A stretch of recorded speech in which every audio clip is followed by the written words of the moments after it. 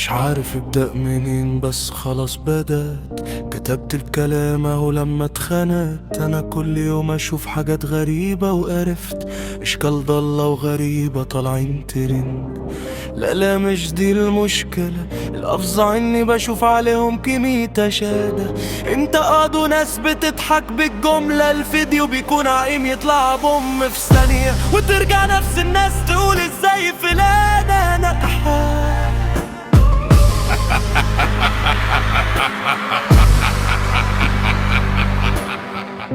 الحاجة السهلة دايما عليها بيع عشان رخيصة، الغالي ما بتشوفوش غير الناس النضيفة، واللي عنده حلم بطل في النص يطوى. تدخل تشوف محتوى تلاقي الناس بخوة.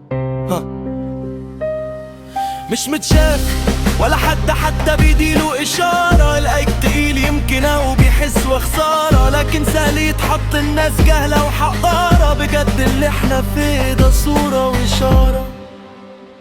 لا هقولك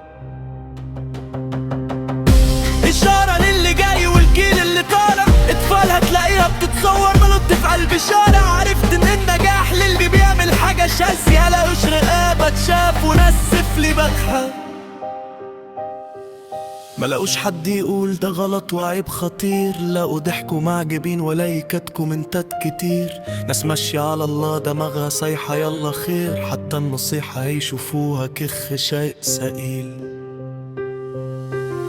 مش عايز الناس تتفاجئ من الصدم اللي جاي، الخطر قرب خلاص وتهزم وشرب الشاي. يا يوم من العزومة مطرود ونفهم الحقيقة، يا هتكونوا انتوا الهدية وتروحوا في 100 مصيبة.